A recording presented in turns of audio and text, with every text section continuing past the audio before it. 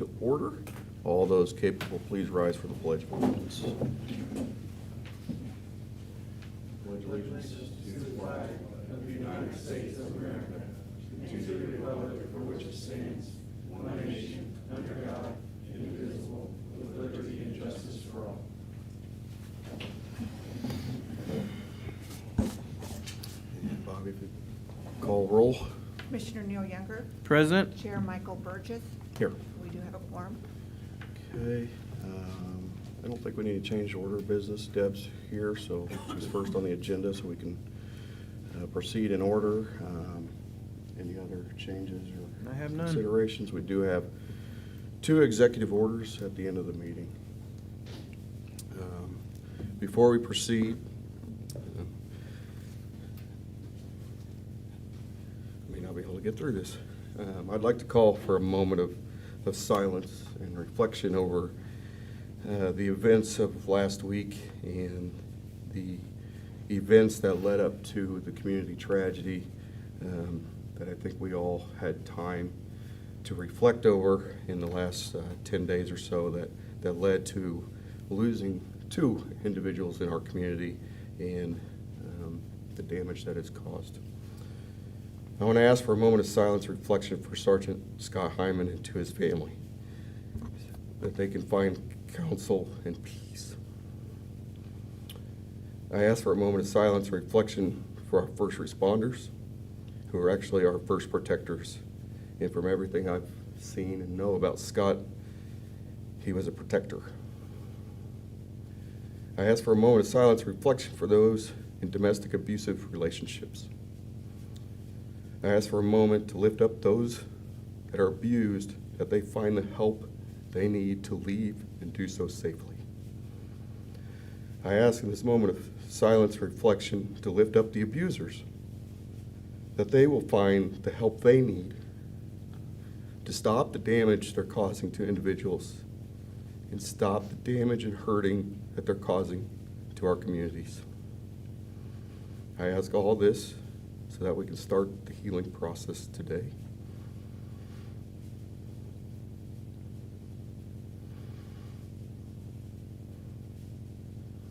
Thank you for that moment.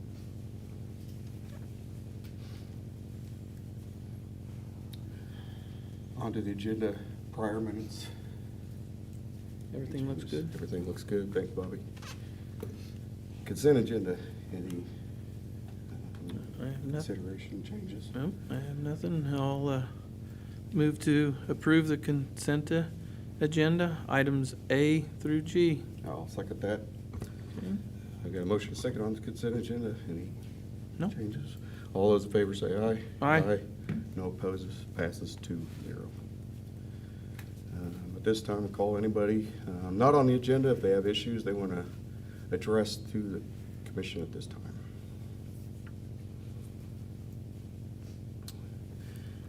With no issues from the public, I'll go into the agenda. The first item then is Northwest Kansas Planning and Development Commission update. Deb Minkler, the Executive Director, and escorted by Joe LaRue. So, as he said, I'm the new director for Northwest Kansas Planning and Development Commission. I will be taking over Randy Raby's position. He's still there a little bit, part-time, to try to transfer some of his 37 years of knowledge to me. I am just coming to introduce myself and see, just kind of going forward. I know that there's been, I don't know, tension, I guess you would say. I've been on the board for 5 years before I took this position. I'm just presenting myself to come forward, I guess, and give you my card. I'll probably try to attend some more meetings and just try to work with you guys again. We do work with Victoria, and we have had some projects. Joe was here. I'm gonna go to the Victoria City Council meeting and just kind of go forward, and I guess I just wanted to come and introduce myself, so. Yeah, go ahead. So hi, you guys might remember me, Joe LaRue, aspiring hand model, former commissioner. I'm also on the Victoria City Council now, and we've had the chance to work with North Central Planning as a community, mostly with the St. John's project, and I will say that we've gotten far more back than we've ever paid as far as dues go. Just to clarify, she's not necessarily asking you guys to join up again anytime soon, but with both Ellis and Victoria being community customers, if you will, of North Central, she thought it would be good to occasionally give you guys updates on things going on within your county, with two of the communities that you guys cover, of course. I'm also with the Innovation Center now for my day job, and we had the chance to work with Deb in her prior role as an economic development director, and so I'm just gonna say North Central's in good hands, and we're glad to have the chance to work with Deb, and hopefully you guys will enjoy getting to know her. I'll give you guys my card if I can, and then next time I come, I'm gonna prepare some reports just to show some of the projects we have helped with in the last few years. And I'll send it out so you guys can have it in your packet well advanced. And if you have questions between now and then, just give me a call or email me. I'm usually here a lot. I was in Salina yesterday, and Hayes just yesterday and today, and in Wichita today and tomorrow. So I'm well diverse coming through Hayes a lot. So if you have any questions or want to meet with me again, just let me know. Thank you so much. Okay, thank you.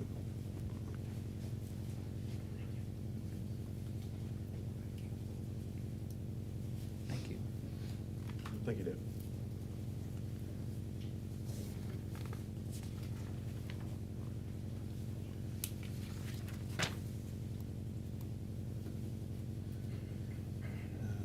Ellis County Workforce and Child Care Task Force update from Ms. Sarah Wassinger, Hayes Chamber of Commerce.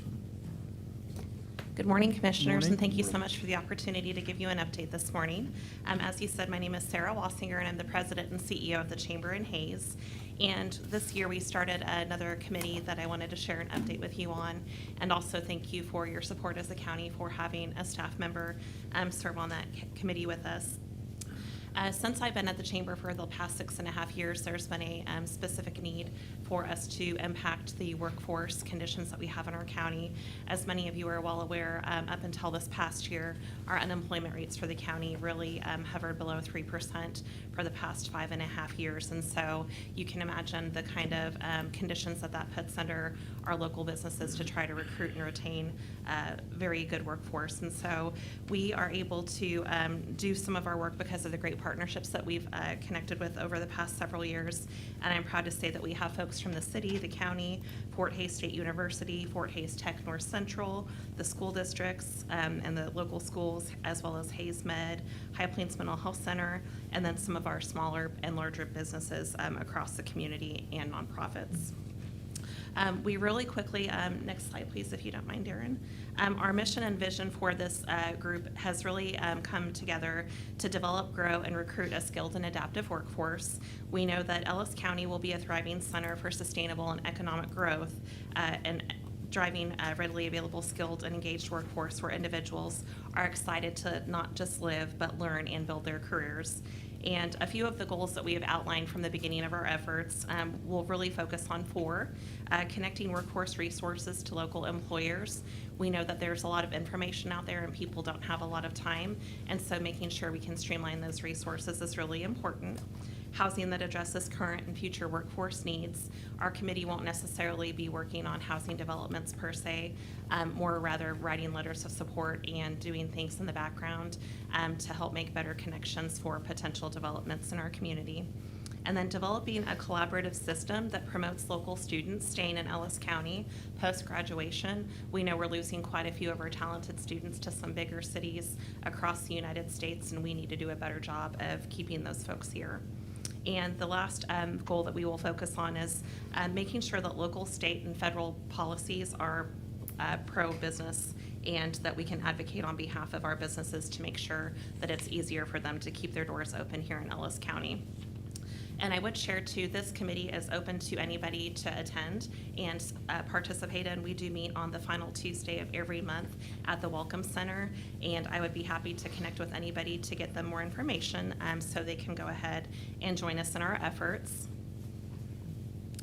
Centralized workforce resources is something that we've been really proud to work on since we've started, and our chamber website is going to be the house for most of these resources. And so if you go to hayschamber.com, you'll see on the very right-hand top side of the page a workforce tab, and we have started a pretty much region-wide job board inclusion on that page specifically. So whether it's our chamber job board, Ellis County job boards, we also have the job boards for the Western Kansas Human Resources Group, Connect Northwest Kansas for the Innovation Center, Kansas Works can be found there, of course Work Hayes, and then Handshake for both Fort Hayes Tech North Central, and Fort Hayes Tech Northwest, as well as the Build Up Kansas for construction jobs and Kansas Central Manufacturing Network. We are always happy to add more resources there if there are particular industry recruiting websites that people are using, just to make it a little bit easier for everybody to find those jobs that are available right here in Ellis County.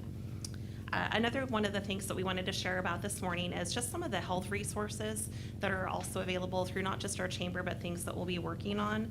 Chamber Solutions is something that we started a couple of years ago. Our chamber is a part of the Chamber of Commerce Executives of Kansas, and we work through Aetna Health Insurance to provide a discount for a lot of businesses if they should choose to do that. It's 2% off of the plans on the open network pricing, and so you do have to be a chamber member to do that, but there are quite a few small businesses in town that haven't been able to afford health insurance benefits for their staff before, and so this is a potential good opportunity for them to see some cost savings with that. We've also recently, as a chamber, partnered with Second Wind IV for direct primary care services, and they are doing enrollment fee waiving for chamber members when they do sign up for that. One thing that some people do often forget about as well is that Eagle Med does offer chamber discounts for people for the emergency airlift service. And so those are a few of the things that we have in place currently, and I'll talk a little bit about some of our future efforts that we'll be working on. And then a few other resources that you'll find on the workforce page are employer resources. So you can find information from the Kansas Department of Labor as well as the U.S. Department of Labor.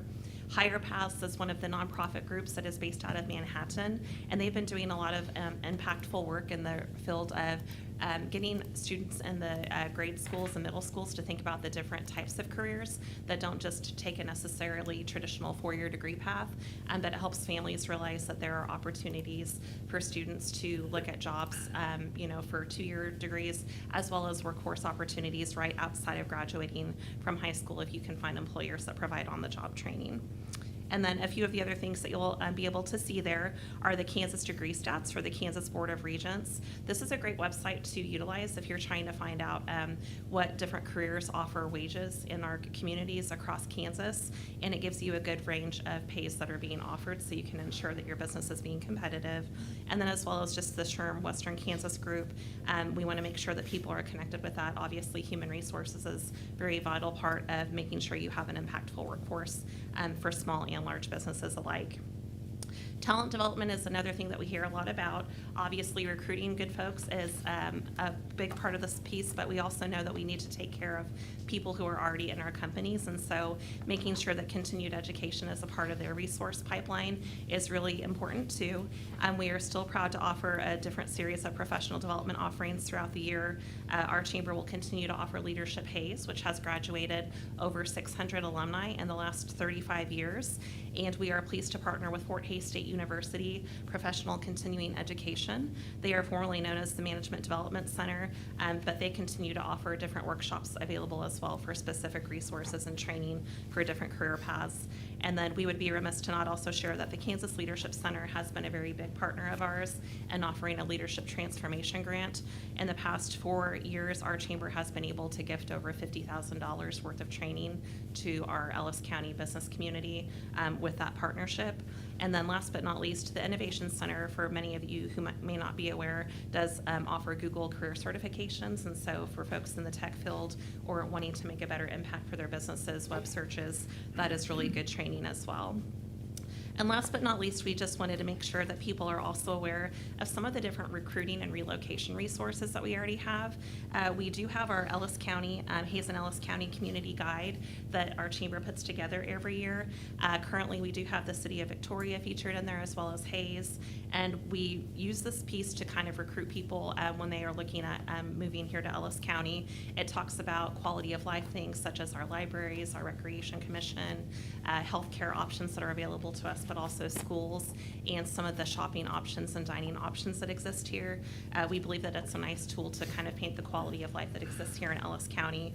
And a few of the other things that we do offer as a chamber are community tours. And so if you were looking to recruit someone in a leadership role in your business, we would be happy to set up times with you to tour perhaps the candidate or a spouse or family member who is also interested in relocating. We find that these tours are a good one-on-one opportunity to answer questions and showcase the very best of what we have to offer in our community. Of course, housing, we have links to housing because we know that finding the perfect place to call home is important on that website. And then welcome home programs that are available through our chamber with a partnership with our City of Hayes as well as with the City of Victoria, and just welcome packets in general.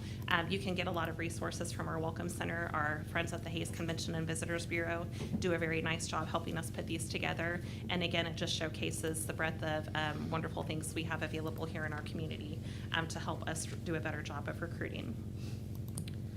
One of the cool things we started this year as well is our high school career cluster meetings.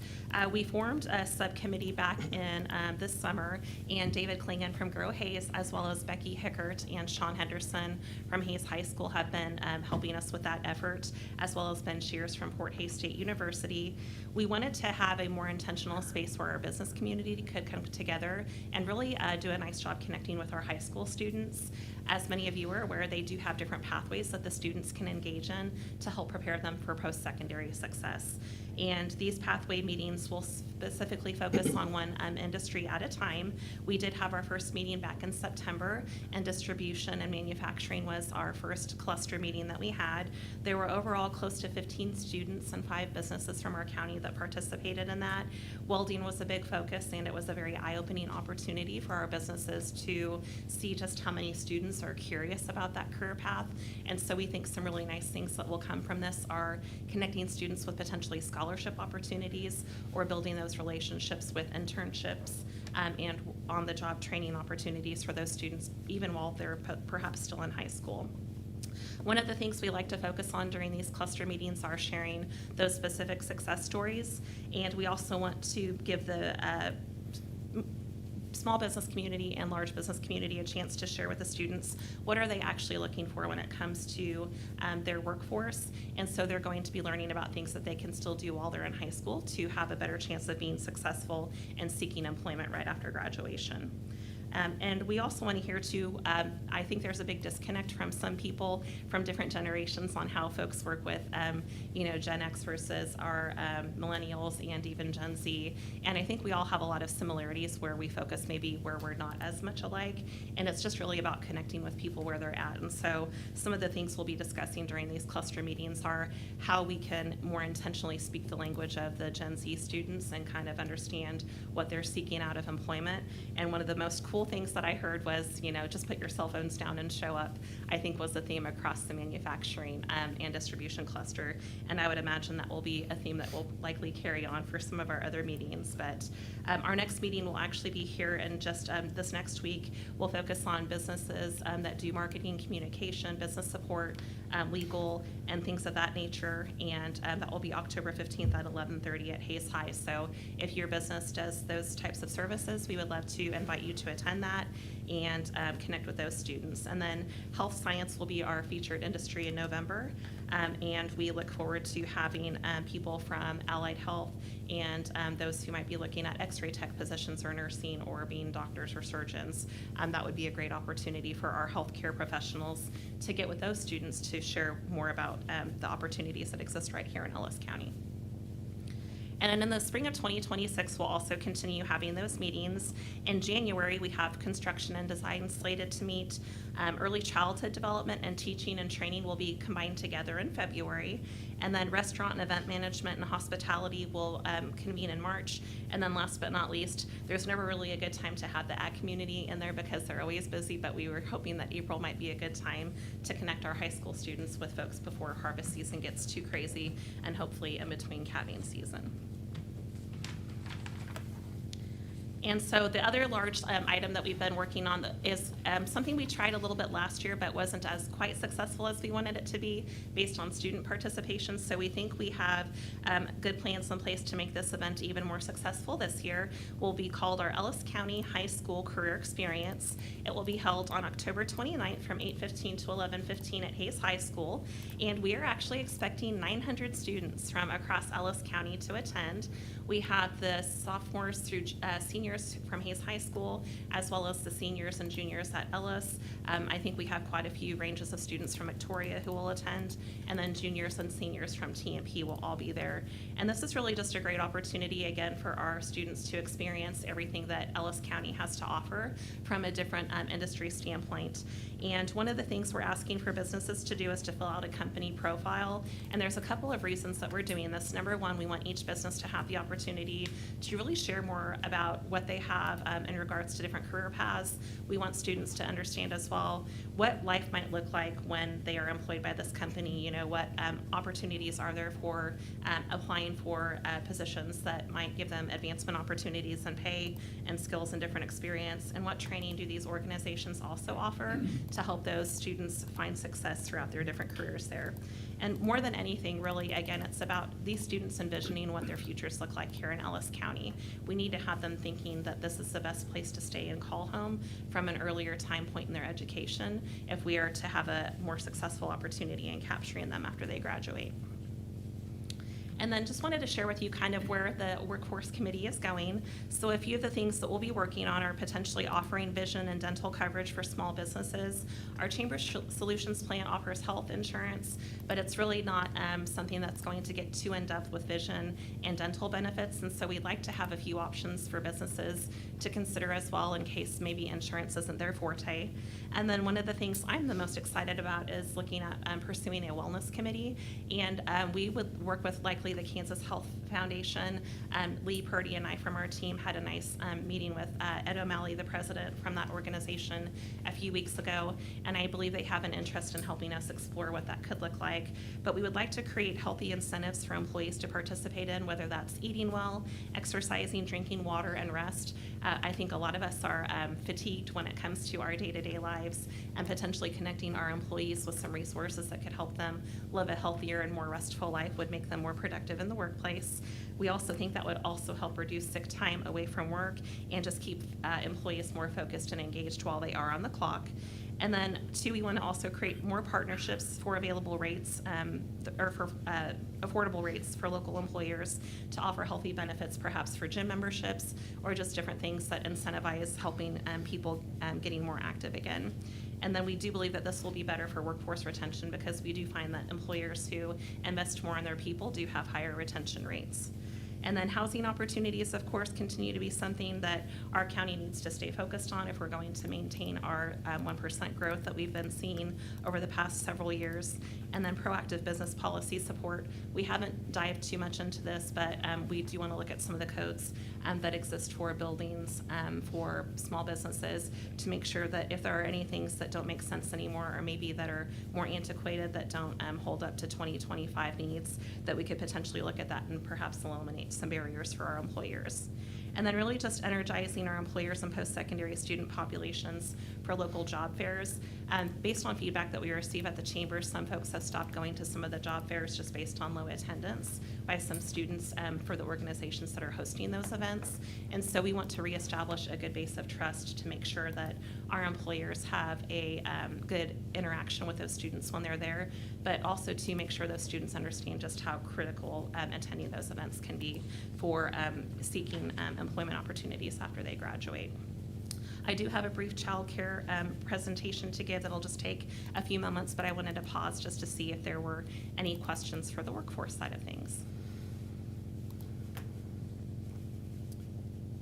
think the high school cluster meetings is very intriguing to me, and I think that's a really neat concept, and kind of looking at what's coming up. I guess if you're looking for something in May, the county is always hiring positions, so, and we have lots of opportunities, whether that be, you know, law enforcement or fire or construction or waste management or health or IT or administrative, appraiser.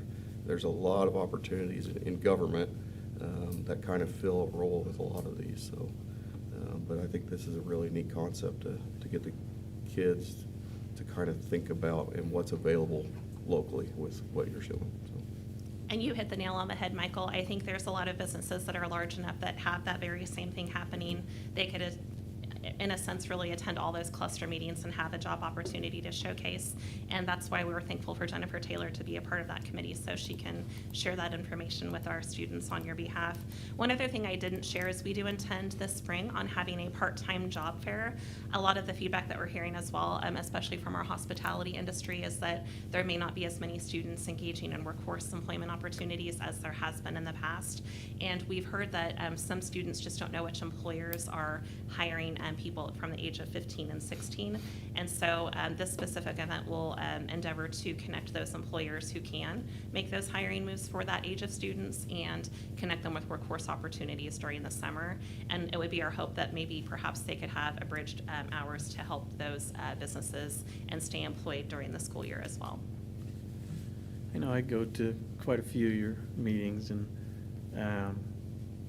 just to let the public know, how many are we down now as far as child care providers? We have lost 17 in-home child care providers in Ellis County in the last 4 years. So, That's a lot. yeah. I actually was just on the Child Care Aware of Kansas website this morning. It looks like their updates are a little delayed right now for numbers, but if you would add in the child care facility that Grow Hayes just opened this last month, our numbers should be pretty close to 450 spots that need to be opened. When we started our work back in 2021, that was over 700 spots that needed to be added into our inventory in Ellis County to address all the child care needs. And I know there's been a lot of debate as to if those numbers are correct or not. And really, if people are providing childcare at home as a family standpoint, those children are still probably showing up on those reports from what we've been told, because they're not in an actual licensed home. But it's still okay if family members offer that. Obviously, there's a lot of families that maybe not be able to afford childcare elsewise. And so if that's a good fit for them, we still want to encourage that. But just moving into the childcare side of things, we know that even though our numbers in Ellis County may ebb and flow, that it's really important for us to stay on top of that just for that very reason.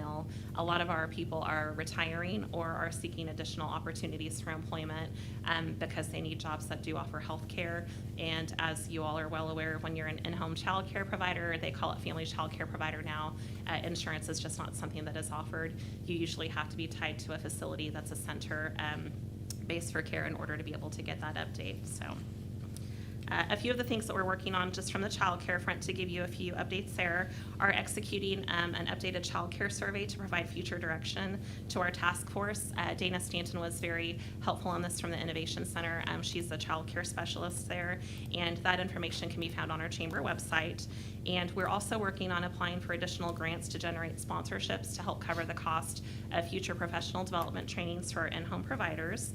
And we are also working with the Kansas Department of Health and Environment to create crisis handbooks and flip charts. This is something that we actually did a few months ago in June for our Child Care Provider Appreciation Day.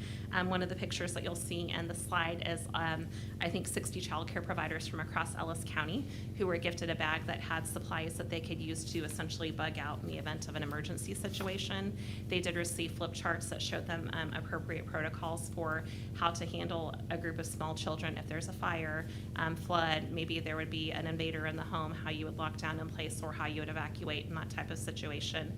And so we just think that having these resources in the hands of our providers, it's unfortunate that we live in a time where these things can happen, but think about what could happen if those providers didn't have those resources available to them. So we were very proud to work with Child Care Aware of Kansas to get the grant that helped cover a lot of that. And then we also had organizations like Golden Plains Credit Union. We had Women Who Lead, the Kiwanis Club of Hayes. Our chamber helped invest in some of those resources to help make sure that those bags were gifted out to everybody. We've also been working diligently on connecting our families to local providers. We know that there are still some providers that have openings, and there are families still seeking care. And so a lot of the marketing efforts that you'll hear from us right now are based towards connecting those families to places they can go to find those providers. And then really just making sure that resources are more readily available for our child care providers. It is kind of a lonely profession when you work with kids in your home all day, and so making sure that they have spaces where they can connect with one another and stay fulfilled and know that they have people supporting them is very important to our work. One of the other things that'll be coming down the pipeline this next year is that Hayes High School is actually adding a CDA track, so a certified track for child care providers. Students will be able to graduate with 120 hours of certification towards their child care licensure, and that will be a huge boost to that potential for profession.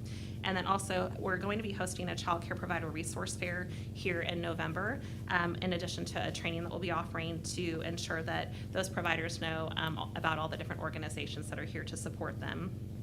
And last but not least, we have also updated our chamber website, much like what we talked about for the workforce. We had those same types of resources available for our child care providers. And I already kind of covered the emergency bags, so Darren, if you don't mind moving to slide 13, I'll kind of wrap us up. So the last workshop that we're having this year for our child care providers will really focus on business support structures.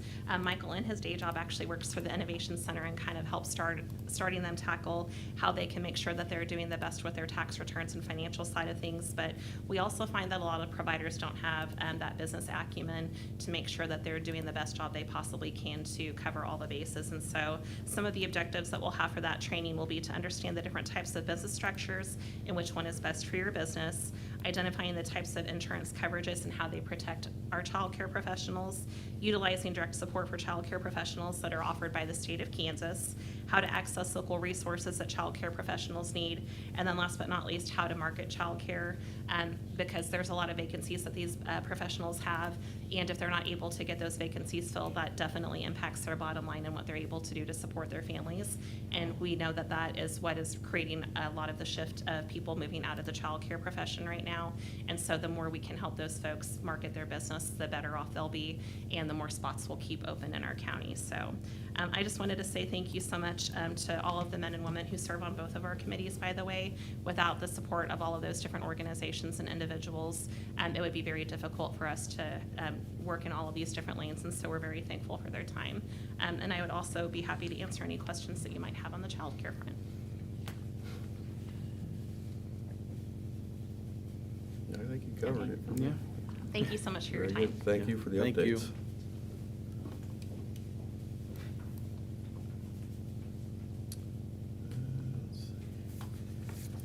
DSNWK Access Transportation Letters of Support, Mr. Wade Kraus and Jerry Michaud.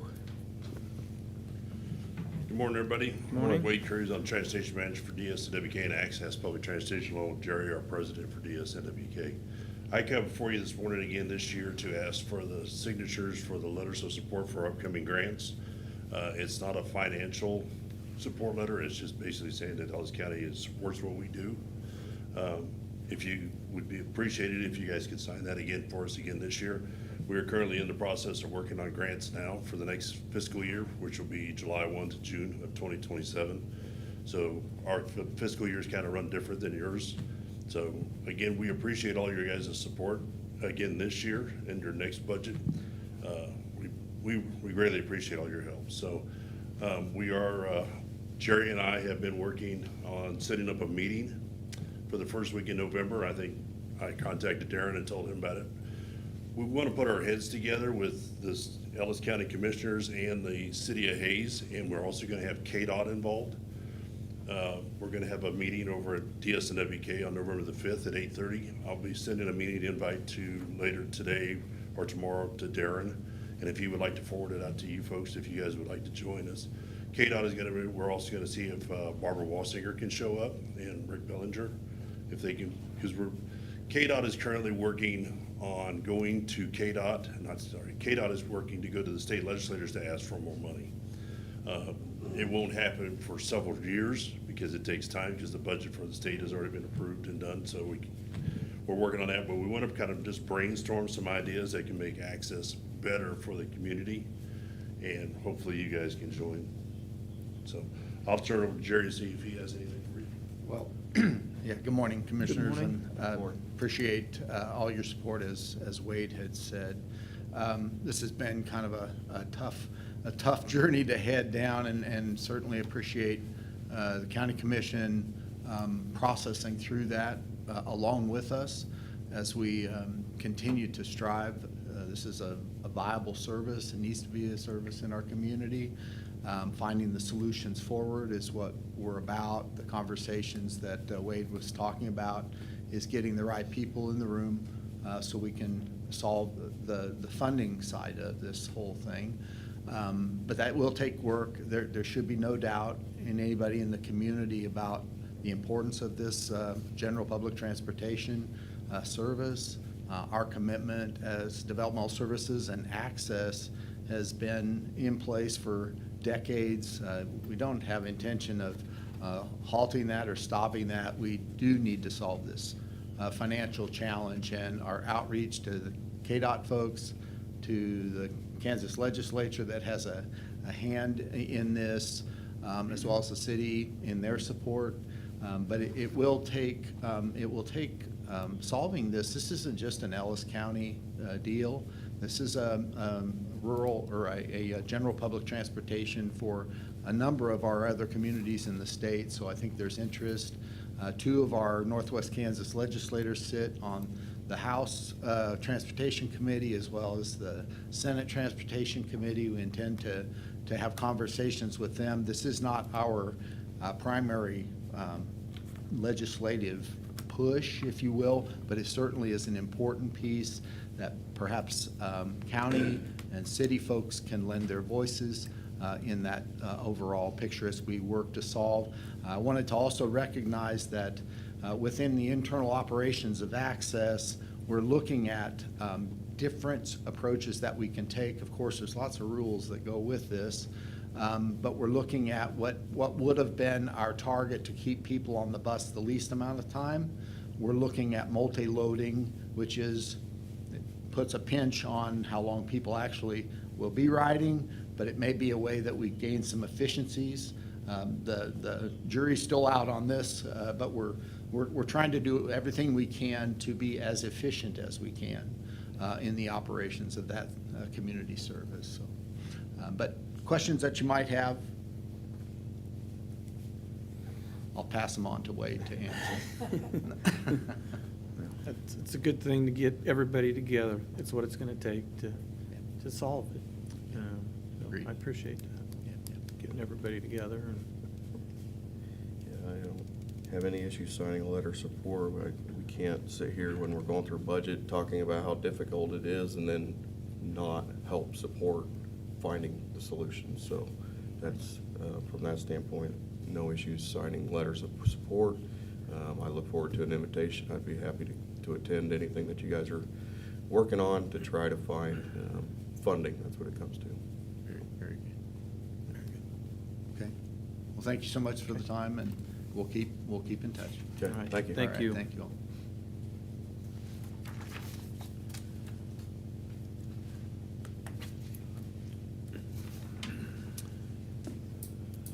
Water well easement.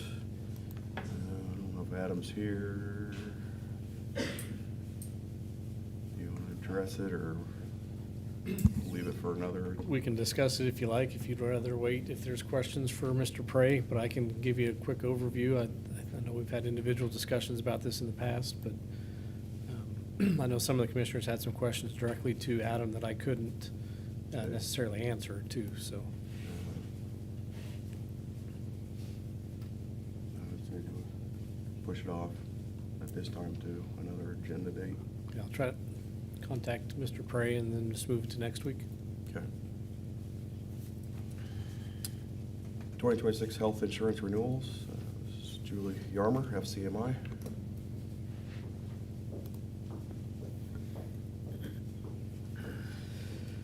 I'll help Julie on this, just to kind of give an update, and then if there's anything more specific, kind of like what Jerry said, I'll pass the questions on to Julie to answer. But before you use the next agenda item is to consider our insurance renewal premiums for health and vision and dental for 2026.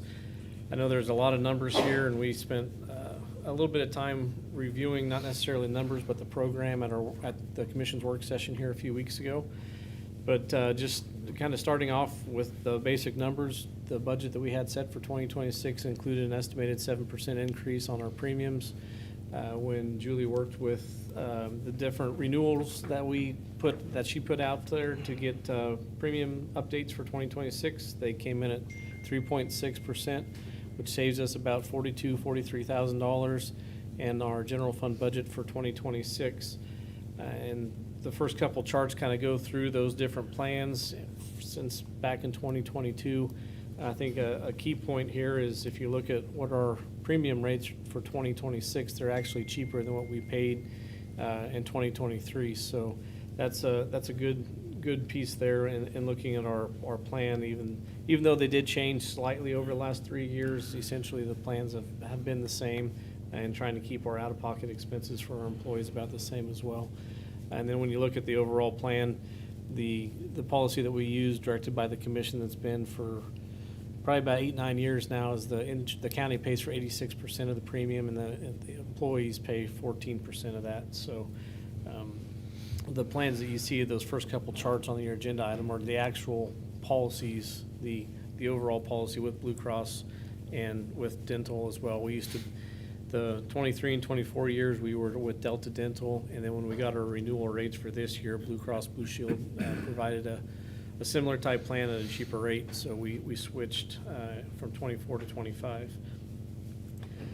Looking on, just as what we've done over the last several years since we switched from the state employee health plan, we've started to build that reserve balance up, and basically that is done by, instead of having one overall plan, and we have a 2-tiered plan, so when we have claims versus what we pay in premiums, our claims have always traditionally been lower, so that way when we don't overpay for our premiums and then that money is absorbed within the state, we don't get that money back. So that's how that balance has climbed to $1.12 million at its highest point in January 23.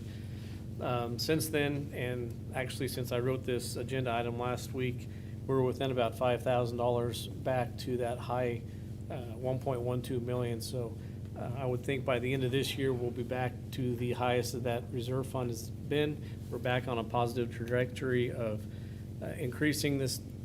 This year, it's been about $6,000 a month with the premiums that we're looking at and that the Wage and Benefits worked with, as well as Julie and her staff when she attended the Wage and Benefits Committee. Next year's premium should increase just slightly enough to allow that fund to grow a little bit more. The reason that fund kind of started to dip over those years is because we absorbed premium increases with that reserve fund. So instead of having a 10% increase, so to speak, from one year to the next, we may have split it down to 5. So when we do that, we were able to use that reserve fund balance to absorb those insurance increases. That helps, one, the employee from not having a larger increase from year to year, but two, also the taxpayer, so we don't have to raise the insurance premiums as much every year in the general fund, as we spend about $2.5 million in insurance premiums for a given year. Moving on, the Wage and Benefits Committee met with Julie not last Wednesday, but the Wednesday before, and we looked at the health fund, we looked at the premium renewal rates, we looked at basically overall everything. I believe we had 15 or so members of the Wage and Benefits Committee, which is spread throughout the county on that, at that meeting. And the rates that you see here are on the next set of charts are what the Health Insurance or Wage and Benefits Committee had made suggestions to help slightly increase our premiums, but also work with the reserve fund so that way it would still stay on that positive track of slightly building out that monthly balance. So when we get down to the very end of it, it basically takes those new premiums. It's like a single plan is moving up I'm sorry, I have to look down here because I don't remember exactly. For a single plan, it's about $2.80 per paycheck is what the impact will be per employee per check for a single plan. And then as you jump up into a family plan, it gets up to be about $8 a check for a family plan. The MASSA and air ground support is part of that program that is provided, and we have provided that several years now as part of this premium that the employees don't have to pay any extra for. And we've had 2 employees that have given experiences of what their air transport bill, one was about $60,000, one was about $120,000 in premium or cost that it would have impacted those families. And we're only spending about $8,700 a year to cover every single employee with that MASSA plan. So the Wage and Benefits Committee does recommend that we continue with that. I will recognize Braden Park. He is the chair of the Wage and Benefits Committee. He is in the audience. So if the commission would like to visit or ask him questions, he is well prepared to visit as well. And then, of course, Julie is here to answer any of the more detailed questions on the premiums, the plans, or anything within the agenda item.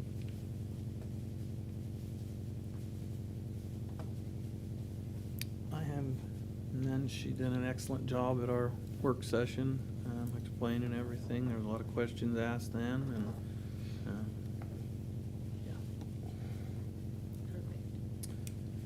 Yeah, I don't have any questions on that. My question's essentially dared on the budgeting then, so we're essentially saying, we've already passed our budget for '26, and so we're not making an adjustment on this, but we're saving $42,515. So explain to the public how the public ends up saving this money. Do we push that into 2027? We're not reducing the mill by that amount or anything, so where do we realize that savings, if I'm asking the right question to you? Yep, so each department has personnel line items based on salaries, benefits, FICA, unemployment, work comp, health insurance, retirement, and those are all separated per department, per line for each of those types of benefits. And so for the health insurance premium for each department, we included that 7% increase within the budget. So that's spread over all the departments, all couple hundred employees. When we get into 2026 and we do a budget adjustment later in the year, which usually revolves around the COLA increases, that's when, and a lot of things change on this too, because employees come, employees go. Maybe an employee has a child that gets off their plan at age 26 and they go from a family plan to a employee spouse. But all that into account, at that point, those savings will be removed out of the budgets and put back into, if there's any left, like the estimated as of today, about 42,000. That money would then basically be removed out of everybody's budget based on all those adjustments and put back into the budget stabilization fund. It could be used for an emergency if anything would happen, kind of like what we're dealing with down here in the basement with the water damage. But that's where those funds would go back into, and if they were to stay in those and were not reallocated or reused for any other purpose in 2026, they would stay in that line item and just be included in the overall unencumbered cash balance from the end of 26 into the 2027 year.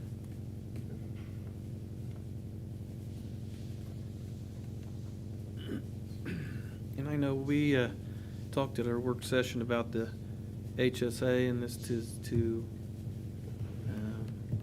I guess from my experience and my previous employer, that HSA is very important to a lot of the, young ones and even the ones that are just getting hired. That's something you can take with you, and when you retire, it's very important. So if you can, afford it, I know it doesn't work with everybody, but if it does work for you, definitely invest in that. That is a good benefit for future. Absolutely, and we will have that at the in-service meeting to where we have a comparison grid and would be able to sit down with every individual to find out which plan best fits them based on their needs. Very good.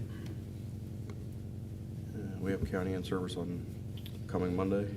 Yes, sir. So these rates and everything will be part of that in-service. You want to go ahead and Pending the pitch that? commission's approval, Julie and her staff will go back through and get all the open enrollment documents together, packets that essentially look like this with a whole bunch of information to the employees. And at our in-service day next week, October 13th, where the offices throughout the county are closed, we bring all the employees out there. HR has set up many vendors besides FCMI. We have like AFLAC and our retirement plans, MASA, all those other types of benefits we offer to the employees that come out and speak to the employees at that day. We kick it off with the open enrollment, and then they have essentially through almost the end of November to turn all their paperwork packet in back to HR to start with their 2026 benefit selections. The employee steps going to effect January 1 then? Yes, sir. So for your years of employment, that goes in. So that step would, I mean, if you're for health insurance, essentially, it's $2 more out of a paycheck, but the step increase is going to be more than what your health insurance increase is going to end up being. Yes, sir. If you essentially looked at 26 pay periods times $3, that's, I don't know, I'm trying to do the math here off the top of my head, but when you consider also the pay adjustment, the pay adjustment that an employee would get would outweigh what those costs are for the insurance premiums.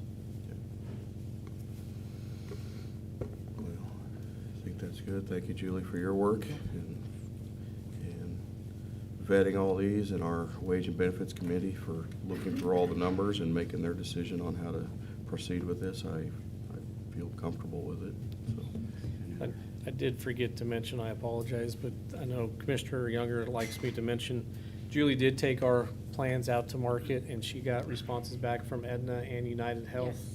And she did provide me the documentation yesterday or the day before showing that they refused to bid based on not being able to have comparable prices for what Blue Cross Blue Shield gave us. So we do have that documentation from Julie's work to show that their bids would have been higher than what Blue Cross Blue Shield if they would have chose to bid.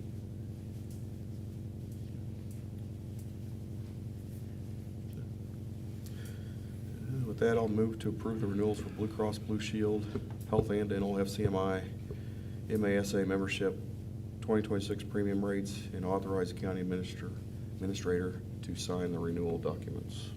I'll second that. Got a motion and a second. Any further discussion? I would like to make one comment when we are going through our budget process, so if people aren't understanding or hearing it, they don't know that we're already doing it until they come at the end of the year when our budget is done, and here they are. So they don't realize that we're doing this through, that we're working hard for everyone in the community. Yep. So, okay. Very good point, because yes, we have to pass the budget before we know where we're Yeah. at, and we have to kind of hedge ourselves. That's why we put the 7% in there, and then it comes back a little bit favorable, but that does help save the taxpayers, as Darren says, and we work to try to find those savings, so very good point. All those in favor say aye. Aye. Aye. No opposed, passes 2-0. All right, thank you very Thank much. you. Thank you. Partnership with Ellis County, really enjoy working with Darren. The Wage and Benefit Committee does an excellent job on looking at everything, asking the questions, and making sure that all bases are covered, so thank you very much. And thank you for shopping for us and helping our community out. It's bet. much needed. Thank you. Thank you. Northwest Business Quarter Build Grant Amendment, Brandon McKay, Public Works Director. Morning, Commissioners. Brendan Morning. McKay, Ellis County Public Works Director. So though the build grant project finished about 2.5 years ago, we're still in the final stages of it. Most recent update is this new amended grant agreement. All it details is the project completion dates as well as the accounting portions of it. The project experienced some LDs or liquidated damages for not being completed on time. So there's some funds left in there. And those funds need to go back to the feds and to the state potentially, as well as some may come back to us, but at this point I wouldn't hold my breath on it. But this is just another step in the process to finalize it. We still have our traffic counts and time studies to submit to them in the next 2 years, I believe. But it's always a hurry up and rush, but then it took them 3 months to get us the grant agreement. Yeah.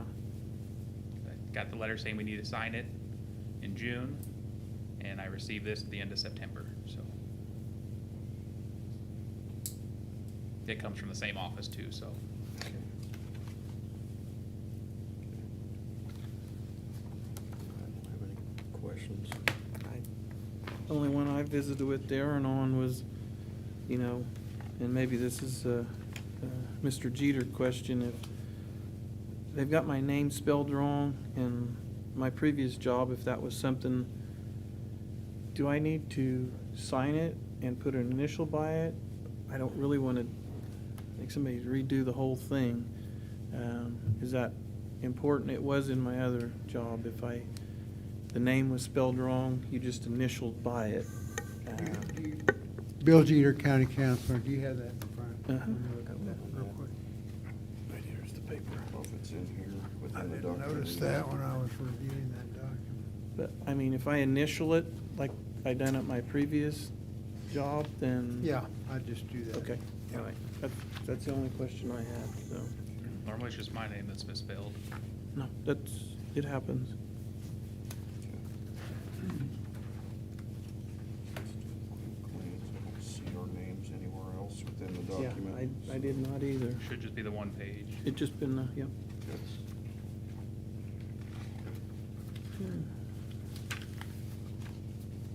Okay. Well, I'll move to approve and sign the Bill 2019 Grant Amendment Number 3 for the Northwest Business Corridor Truck Route Improvement Projects. Second. Got a motion and a second on the table. Any further discussion? No? All those in favor say aye. Aye. No opposed, passes 2-0. Thank you very much. Okay, thank you, Brendan. Maybe update that there, maybe. Northwest IT Director job description update. Darren. Mike. He's coming.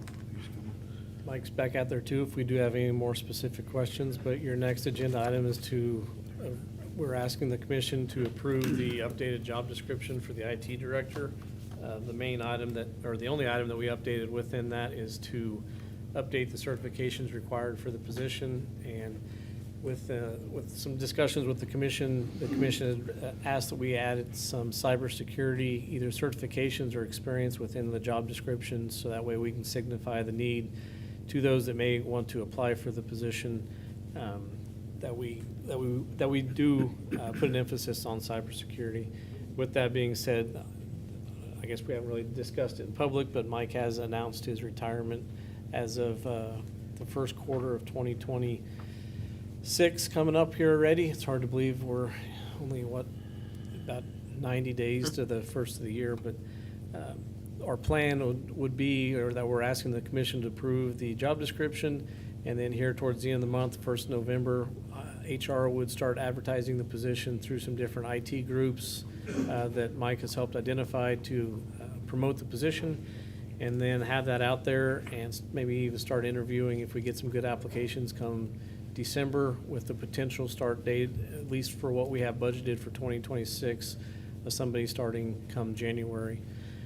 So that's kind of the plan that we would roll out if the commission would be willing to approve the attached job description and give us the direction to move forward with hiring that position early, so that way the new person has the ability to work with Mike, learn the systems and the networks and the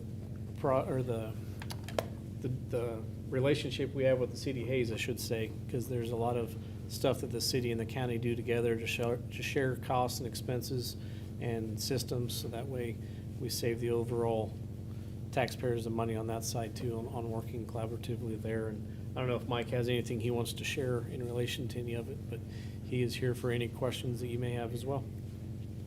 Got anything, Mike? No. All right. For this job description at this point, I don't have any other questions. I have nothing either. I'll move to approve the attached information technology job description. Seconded. Got a motion and a second. Any other discussions or questions? All those in favor say aye. Aye. No opposed, passes 2-0. Don't want to assume, but I'm guessing the commission would be okay if we open that position up and start advertising it here in November? Yeah, I think Yes. so. With, Yes. as you said, we're encroaching on the new year and holidays and stuff. People are either winding down, not thinking about work and trying to get in the holiday season, or they're in a position to maybe start thinking about New Year's resolutions and starting something new. So I think it's a good opportunity, and with the commission having to interview for it, as we kind of saw with the health director, at times you gotta make time to be able to meet and do all those. So I think we need to start moving forward.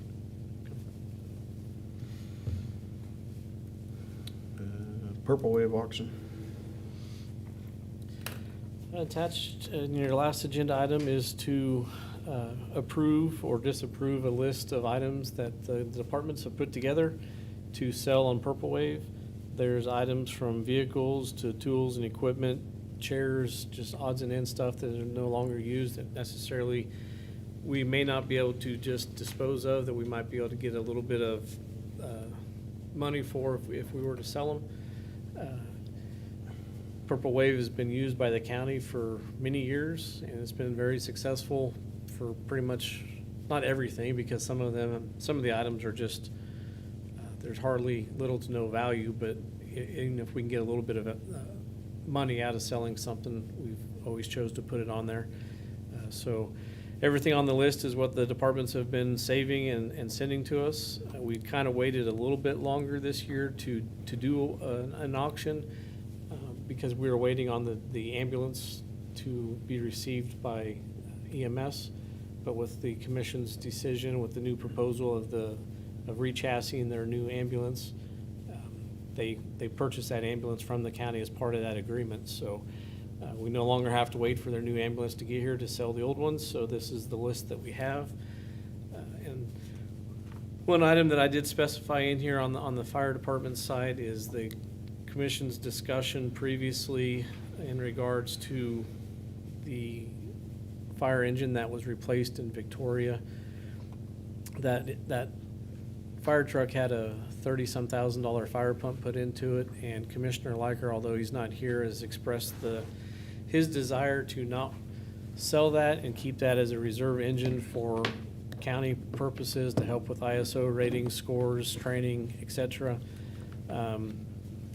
The deal with that, just full disclosure, is there's not a whole lot of places to put it, and you can't keep a reserve engine outside in the winter, so it does need to be indoors somewhere with a heater, which is what the commission is considering as part of the PBC bond to put a storage building up out of Public Works. So I guess I'm not necessarily asking for all of that, but the consideration that if you want to continue with that plan of putting up the fire storage facility out at Public Works for those pieces of equipment that could be stored out there, then we can hold off on not selling Engine 40. But if the commission does not want to move forward with that plan, it would be best to sell that truck, because we really don't have any other place to store it. But we can make do this winter by moving some equipment around over on the EMS side and kind of stacking some trailers together to get it stored inside so it doesn't freeze up, and although it's drained, but it would cause damage if it is outside.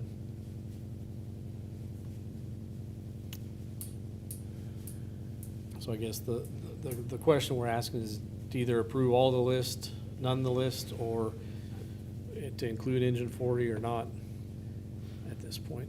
And even if we keep it, doesn't mean that we keep it, and then if the commission decides not to move forward with the storage building, we could always sell it again at a later point. Yeah, I guess if we can store for a year until we, figure out what we're gonna do, maybe, then I think it's probably all right to keep it for a year. We put stuff on Purple Wave every year, so yeah, we could just throw it on at some other point if it doesn't work out the way we want, so I guess I'm fine with keeping it. The only other piece of equipment, I'll just ask Bobby, it's because it just says pull pads, printers for that. There's no, I guess, voter information on those things or anything, or? Right, Bobby Dryling, County Clerk. Those were just strictly just printers that on my old poll pads, those were a separate piece of equipment hooked to the poll pads. And I just recently got new poll pads where the poll pad itself and a printer come all in one piece. And they would not take my printers back. So that's why they're for sale. And there's no voter information on them or anything. They just strictly print out voter information when, Okay. okay? Yep, thank you. No, I'm good with storing it, especially since we stuck that kind of money in, and we've got how many volunteers that are going to, if we can get that storage building done. Doesn't get any better than free labor to put this building up, so I'd be good to hang on to it for another year, and if not, like Commissioner Burgess said, that we've got put stuff on there all the time, so give it a little time. And then the other one on the Public Works, I see the snow plow. It was not picked up the last time. How many times are we gonna, I guess, have that on there before we take it and just take it to an iron dealer and be done with it? I think that would be a question for Brendan. Sitting there. IT director was asking me a question about it. Oh, okay. Could you repeat your question? How many times are we going to, because the last time the dump truck snow plow, you said it's trash. The last Yes. time somebody didn't pick it up, are we gonna just keep repetitively I putting it on? can go or- ahead and scrap it if the commission would like. Okay. I know Darren has approached me about purchasing plows for helping out in the residential Mhm. areas for pickup trucks. Right. We do have 2 dump trucks that do not have front plows on them. This plow will not work on them. It needs to be replaced, so that's why it's listed on there. We can scrap it, and honestly, I think it sold for, last time, for $12.50 and was never picked up. I think in scrap weight, we might get like $13, so. Yeah. At least it's gone and it's away. Correct, yes. The Yeah. equipment that's on there is equipment that is no longer necessary or is in need of major repairs that don't justify the cost of the repairs at this point in time. Okay. All right. So, I can scrap that plow if that would be What- easy. I'm- I mean, we tried selling it once, and I believe if it doesn't sell on Purple Wave, then we can dispose of the property. Is that our policy? So I can, Does it cost anything to put things on Purple Wave or anything like that? So I guess If it just sells for throw it on $12.50 Purple Wave again and Yeah. Let it- and if it see what doesn't, it does. I'd agree, just scrap it at that okay. point. We might, if it sells for $12.50 again, we might have gotten more by taking it to a metal salvaging place, but we'll keep it listed. Yep, Yeah. okay. Thank you. All right, thank you. So if anything at that point too, any of those metal pieces of equipment, with every year, Justin Environmental Services they sell their metal piles, so that all Mhm. could just be taken over there, and they could probably pick it up within the metal pile and sell it as the total tonnage, I'm guessing. Yeah. Okay. Okay. And so I'll move to approve the attached list of items to be sold on Purple Wave except for fire engine E40, right?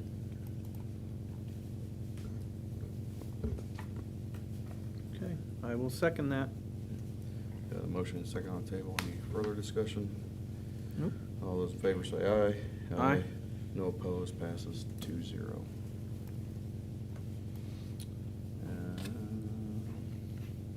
That's all there. County Administrator report there.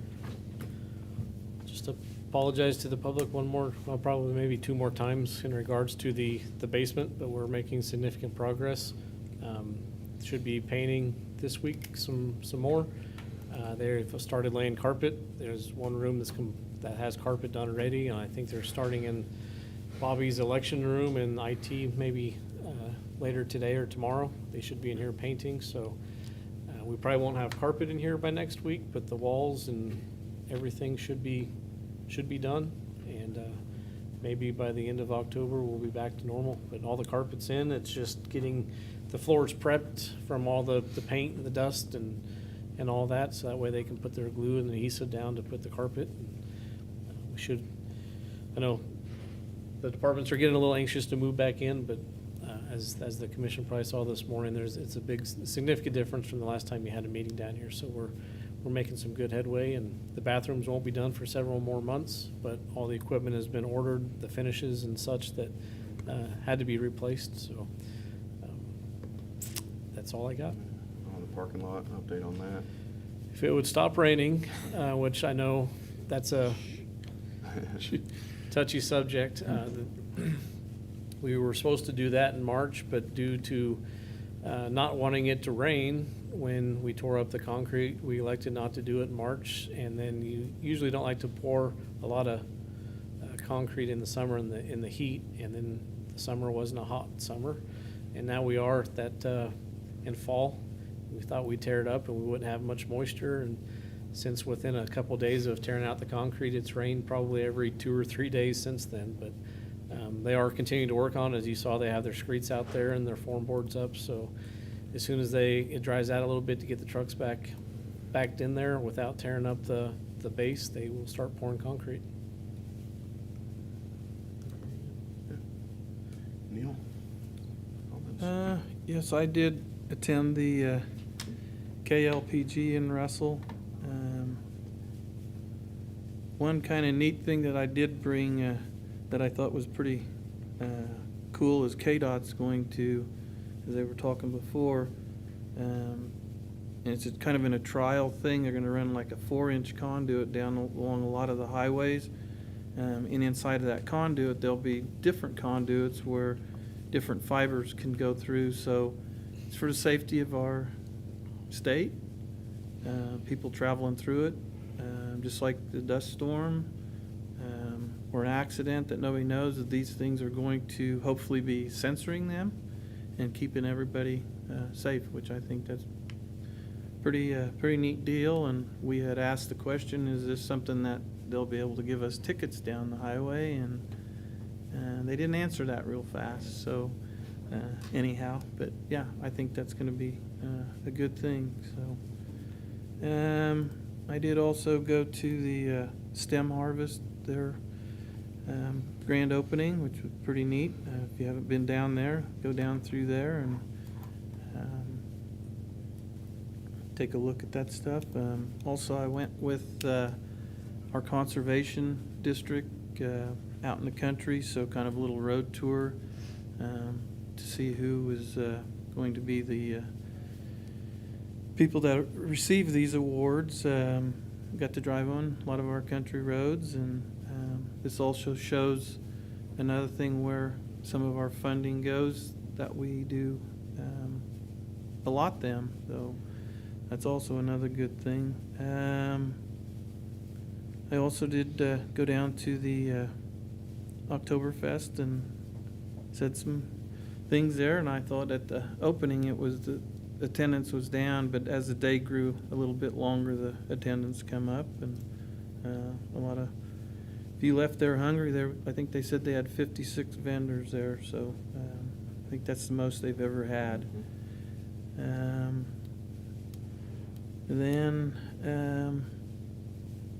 As we had the moment of silence for Scott and his family and friends and the whole community who it also affected, and I know I went through that the first part of August. Not a good thing, but it's like deja vu.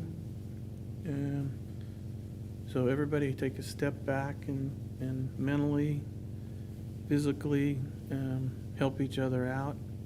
And why I'm saying that, I'm getting to this Friday is Give Fest, and there's a lot of organizations in there that helped my daughter out, plus us.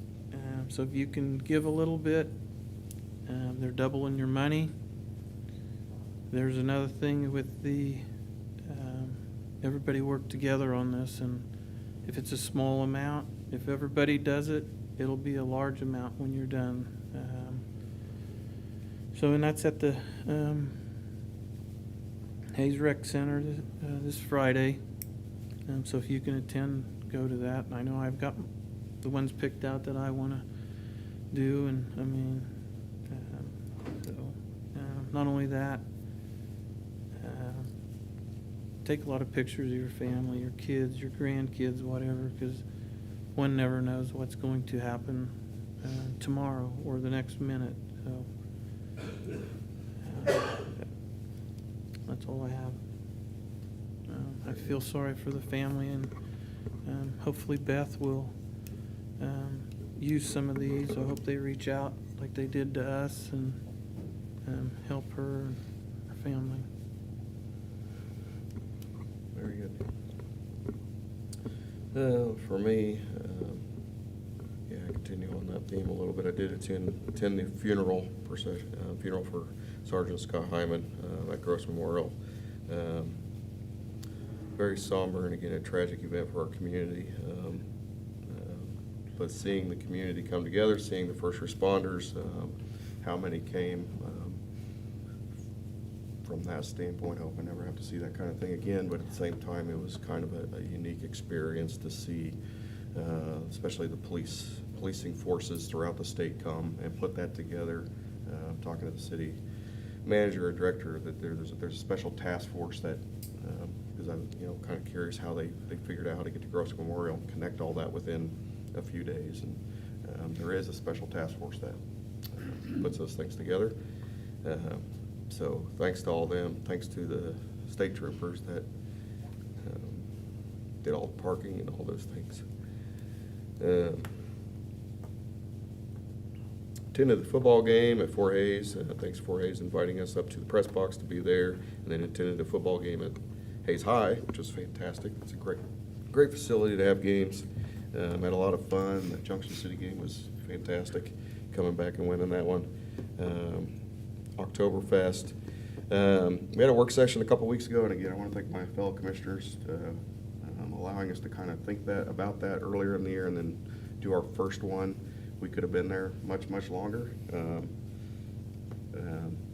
but I really do think that's a good opportunity for us to just get information. We got information from FCMI, we got information from Midwest Energy, without having to try to make any decisions, just try to kind of get ahead of things and think about over the next 2 to 3 years what impact some of these things are going to have on us, so that way we're prepared as commissioners to make decisions. So again, I thank everybody that attended that and helped put that one on. And then finally, I'll ask Bobby to maybe give just a little bit of update. Yesterday, I watched the forum on USD 489 School Board and the City of Hays forum.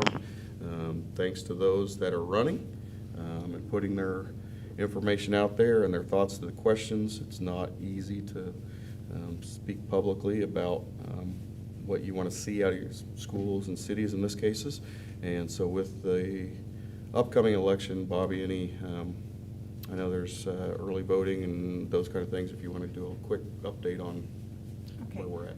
I'll try to, I'm pretty sure I got all the dates in my head. So I'll preface it where I think these are correct dates. The books will close next week, Wednesday, which is October 14th, meaning that is the last day that you can register to vote, to be able to vote in the upcoming election. That is on November 4th. Early voting will start here at the Admin Center on Monday, October 20th, and those hours will be from 8 to 4, which is our hours here. That'll be Monday through Friday on those 2 weeks before the election. I will have early voting the Saturday before the election, and I believe that is November 1st, November 1st. Those hours Yes. here on that Saturday will be from 9 to noon. So I know I haven't had a great turnout since I've started it, but the people that have come down on those Saturdays appreciate it since they have a hard time during the work week. And like I said, then on election day, 7 to 7 at your polling location. Any questions, they can call my office, 785-628-9410. Very good. Okay, thank you. I do want to add to the, getting off the voting, but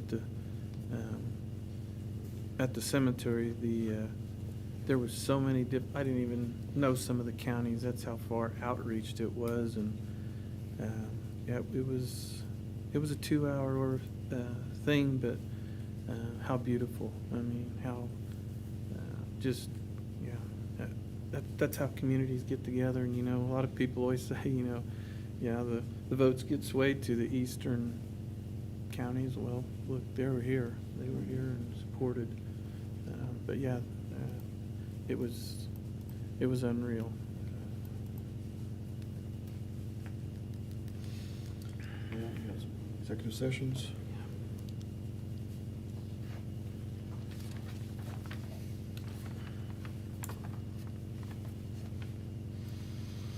I move to the Board of County Commissioners recess for an executive session for 10 minutes under the following exception to the Kansas Open Meeting Act pursuant to attorney-client privilege exception.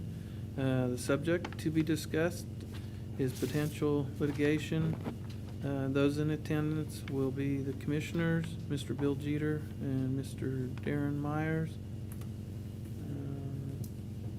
And we will do 10 o'clock. That's okay. Seconded. So we got a motion and a second to go into executive session. Any discussion on Yep, 9:50 to 10 o'clock, no? that? All those in favor say aye. Aye. No opposed, passes 2-0.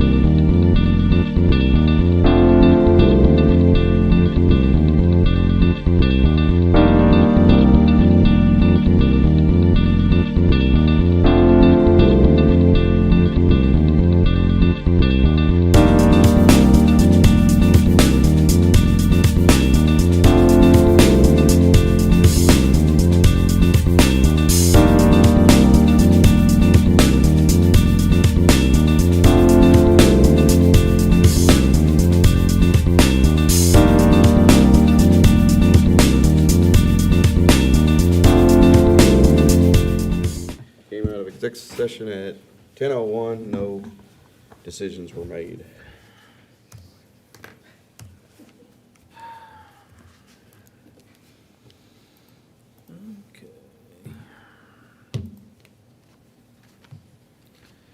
Okay, the second executive session, I move the Board of County Commissioners recess for an executive session for 10 minutes under the following exception to the Kansas Open Meetings Act pursuant to attorney-client privileges, exception contractual, the subject to be discussed. Those attending are the 2 county commissioners and Mr. Bill Jeter and Mr. Darren Myers. Second. Have a motion and a second on the table. Any discussion? Nope. All those in favor say aye. Aye. Aye. No opposed. And Passes 2-0. give us 10, 12.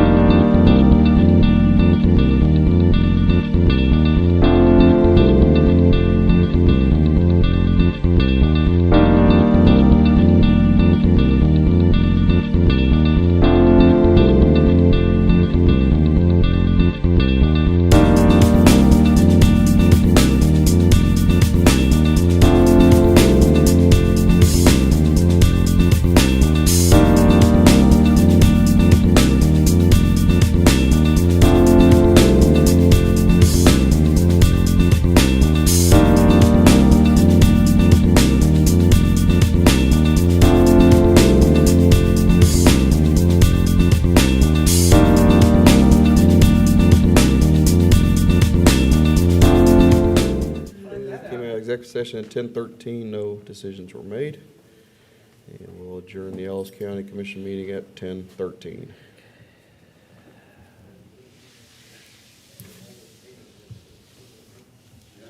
Where'd you find